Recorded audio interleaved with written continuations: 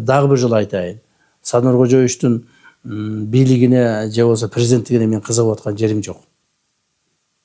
Ошондон Садыр Кожоевичтен алып мен бир президент болуп алайын деген оюм жок.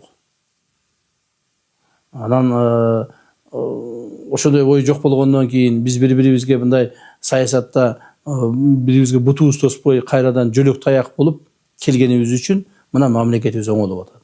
Мамлекетибиз көп маселелер чечилип атат. Мындан ары да ушундай болот.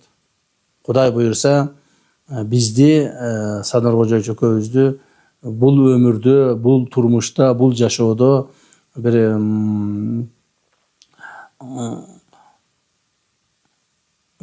ажыраштыруу. Бул өмүрдүн бүткөндүгүнүн гана себеби болушу мүмкүн да.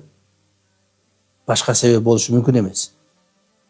Мен мындан ары дагы ушул Кудай буйрса, Кудайым ден соолук берип иштеп турсак, ушундай таризде өмүрүбүздү улантсак, бүтүрсөк деген оюм бар. Ташиев Камчыбек Кыдыршаевич, сиз бизди кечиргидей сиз кимсиз? Сиз касамкорсуз, сиз уурусуз, сиз мамлекетти тоноп, бүлгүнгө учуратып, аз жерден стабилдүүлүккө тоо келтирип кое жаздап, айыбыңызды билинип, аныңыз билингенден сыртка качып чыгып, анан кийин ал жакта чыдабай кайра качып келип мына жерде корголоп, анан эки жакта ары бери жүгүрүп, саясий манипуляцияларды жасап, этегинде ошонун бардыгын динге шылтап, анан кийин хетерлериңиз аркылуу орозо айында, улуу орозо айында унчукпайт, дебейт, айтпайт дегизип, комментарийлерди жаздырып, бир байкуштун кейпин кийип, ошол жерден дагы саясий упай топтоп аткан бир адамсыз. Сизчи? Анан сиз айтыпсыз, кечирдим мен тиги депчи. Биринчиден, сизди ГКНБнын застенкасында каза болгон Марат Казакбаевдин арбагы кечиреби? Алардын үй бүлөсү кечиреби? Сизди сиздер жанагы баса калып туруп, мүлкүн тартып алган, куру кол калтырып, жылаңач калтырып, этегинде инфарктка жеткирип, өлүм тапкан Журат Абдуллаевдин арбагы кечиреби силерди? Силерди жанагы банкир СМБда камалып, анан өзүнүн астына алган банкир, ошонун арбагы кечиреби силерди? Силерди тагдырын талкалап, барып сабап, көрбөгөн кордукту көрсөтүп, азап тозуктун баарын көрсөтүп, көз жашын көлдөткөн Имамидин Ташевдин апасы кечиреби силерди? Ушуга окшогон миңдеген тагдырлары талкаланган жүздөгөн адамдар, кайгырган үй бүлөлөр силерди кечиреби? Камчыбек Кыдыршаевич. Жанагы канчалаган ишкерлер, ошол Журат Абдуллаевдин үй бүлөсү, дети Габайнын ээсин айтып атам. Арыздан келишкен. Садыр Жапаровдун үстүнө. Бирок мен, урматтуу көрөрман, урматтуу мекендеш, сиз күбө болуңуз. Бүгүн биринчи жолу 10 жылдан кийин Садыр Жапаров өзү эл колдоп турган мамлекеттин башчысы мага жала жапкандан кийин гана ушул документти сиздерге жарыялайын деп чечтим.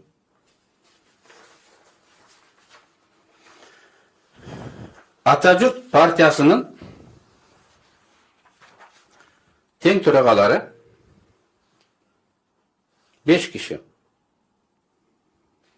Мага, сотко, Жапаровдун өзүнө кайрылуу жасашкан. 15 документти тиркеп. Кайрылуунун мазмуну мындай. Темишев деген ошол кездеги партиянын төрагасы мындай деп айтат. 2010 жылдын 7 майында биз келишим түздүк дейт. Атажурт деген партиянын төрагасы мен элем дейт. Келишимдин негизинде партияны 2015 жылга чейин Ташиев, Жапаровдорго арендага берген дейт. Шумдук, төбө чачың тик турат. Журналисттер айткандай шок. Шок. Дүниеде мындай болгон эмес. Саясий партияны 5 жылга ижарага берип жатат. Ижара акысы да бул жерде жазылган. Ата журттан депутат болгон ар бир адам үчүн партиянын Ош шаарында ачылган РСК банкынын төмөндөгү эсептик счетуна ар бир өткөн депутат үчүн 10.000 Америка доллары төлөнүп берилет деп турат. 5 жылдын ичинде Ата журт партиясынын тизмеси аркылуу 40 адам депутат болду. Ташиев, Жапаровтар мага 400.000 доллар карыз. Ошол карызды өндүрүп бериңиз деп мага жана сотко мен жана айткан 5 тең төрага кайрылып отурат. Партия арендага берилип, арендага алына турган буюм эмес. Партия бул идеялаштардын, тилектештерден түзүлгөн күрөш, саясий күрөш үчүн, максатка жетиш үчүн түзүлгөн ыйык коомдук саясий уюм. Эгер партия сатылса, демек аларда идея жок. Партия сатылса, аларда тилек жок. Эгер партия сатылат, арендага бериле турган болса, алар Кыргызстанды мамлекетти да сатып, же арендага берип коюшу толук мүмкүн да. Кыргызстанда арендага алынган, официалдуу түрдө арендага алынган мындан башка учур болгон эмес. Коңуш өлкөлөрдө да болгон эмес, дүйнөдө болгон эмес. Мынакей деңгэл, мынакей саясий соода, мынакей партияны бизнес кылган адамдар. Мен фактылар менен айтайын. Садыр Жапаров саясатта 10 жыл деген өзүнүн китебин жазган. Ама окуганда ал китептин сапатын, деңгели жөнүндө өзүнчө айтар.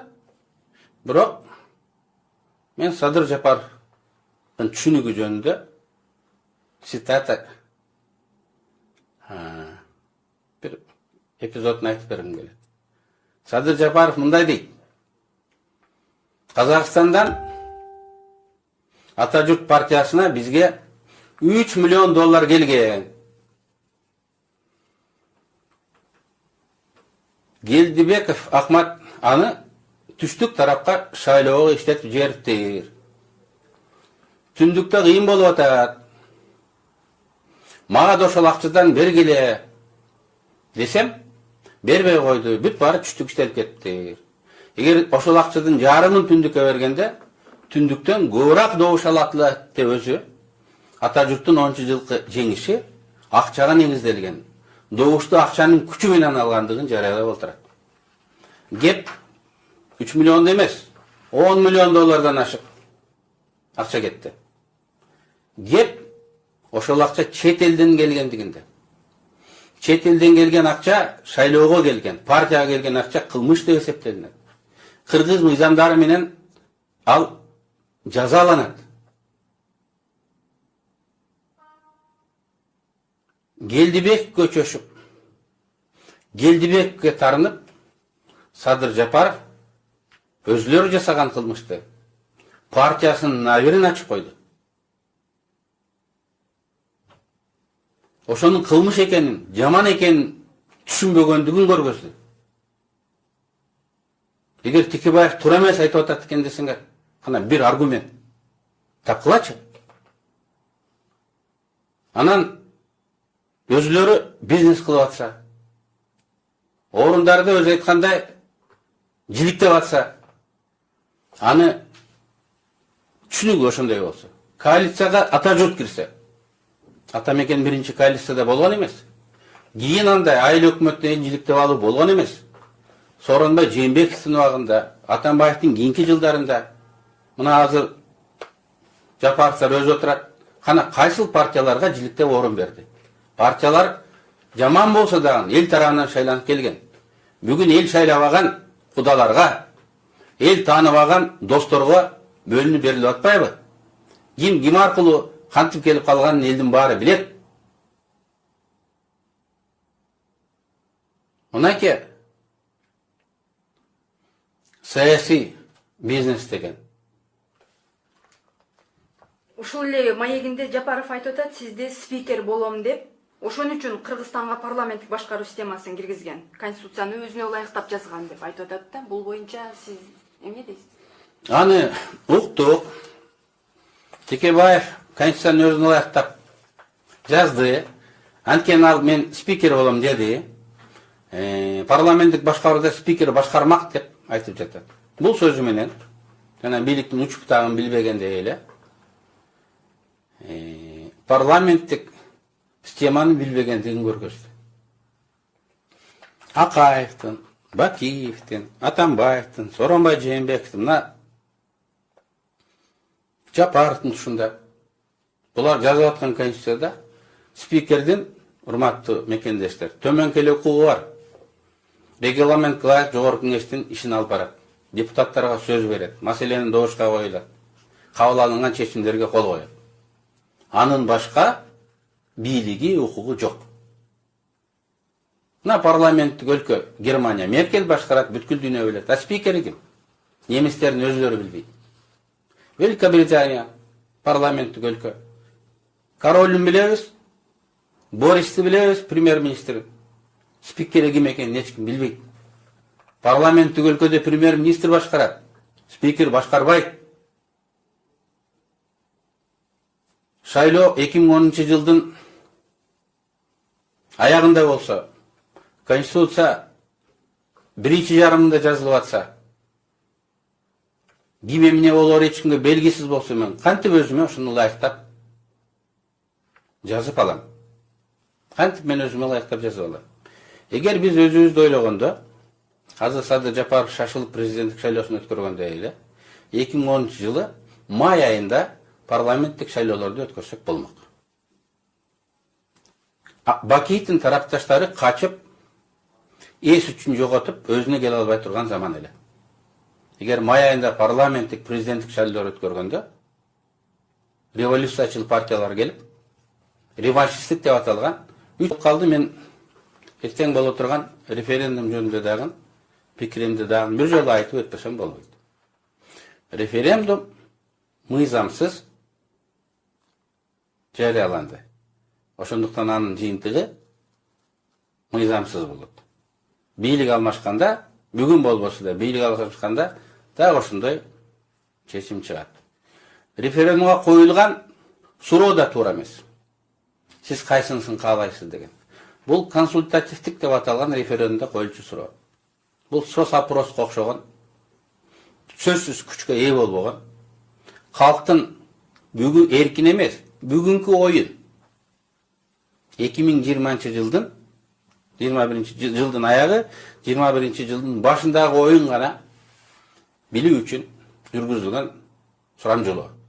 Ал ой бир айдан кийин, 2 айдан кийин башкача болушу толук мүмкүн. Садыр Жапаров жана анын тарапташтары айтып отурат. Бүгүнкү система Кыргызстанды туңгуй калып келди. Парламентаризм Кыргызга жарашпайт экен.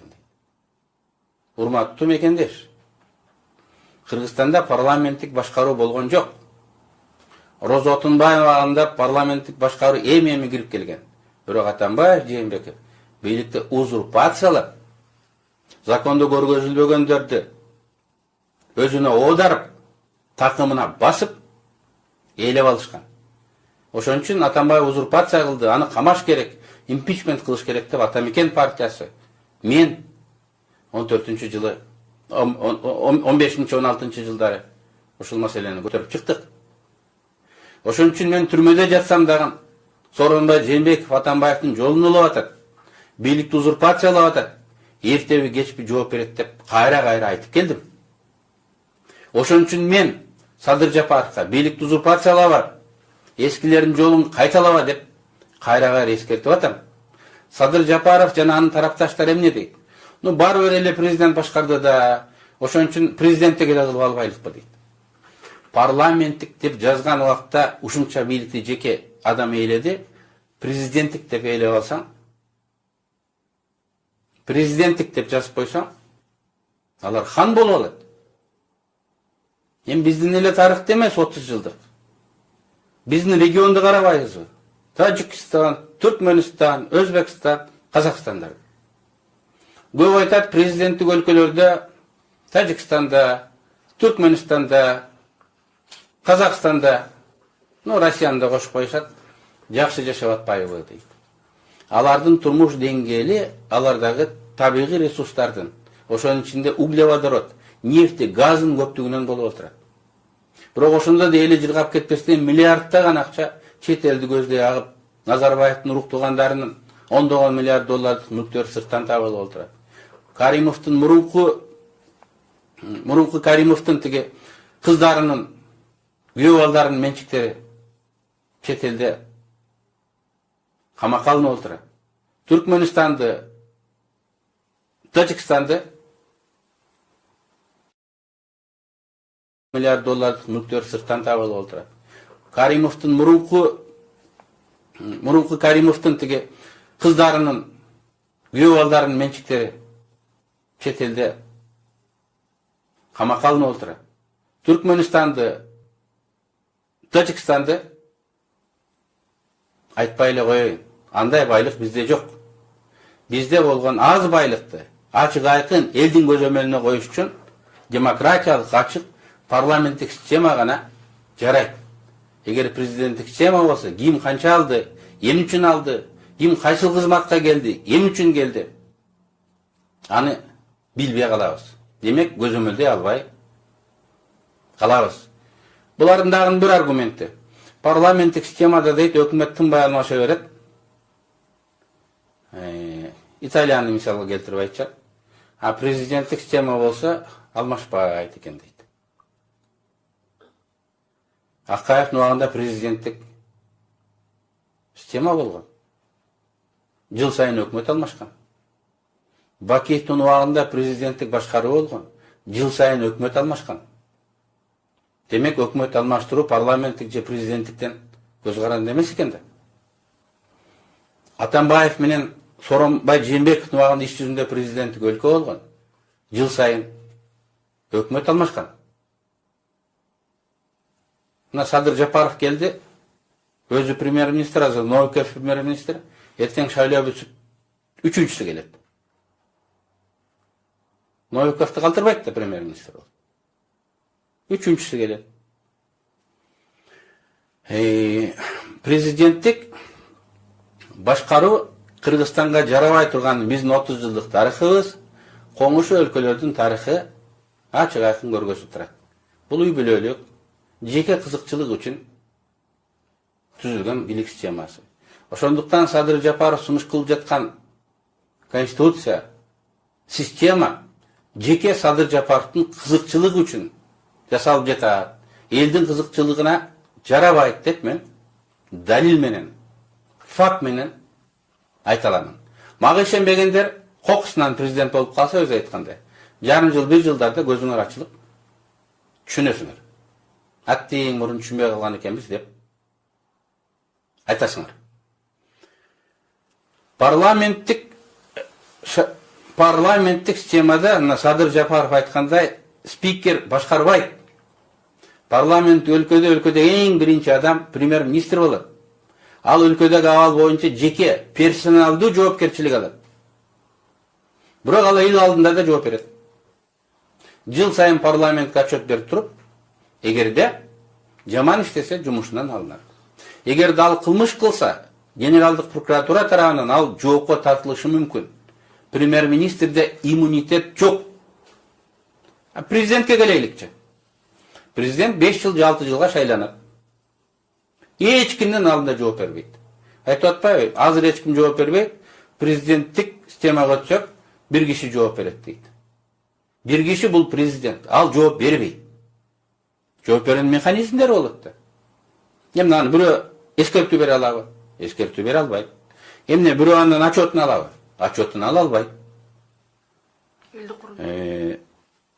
Эмне аны бирөө жумуштан алып коебу? Жумуштан алып кое албайт.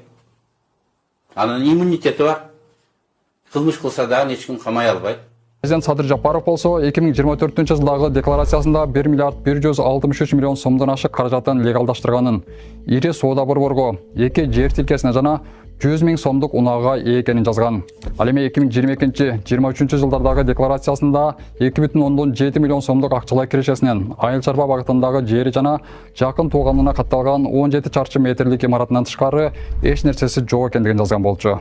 Былтыр президент өзү 2 миллион 200 000 сом, жакын тууганы 29 миллион 700 000 сом киреше тапканын көрсөткөн.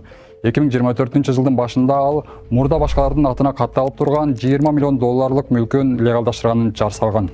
Сизде азыр парламентте оппозиция болуп отурасыздар, баардыгы кандай пикирдесиз да азыркы түзүлгөн система боюнча? Анан кийин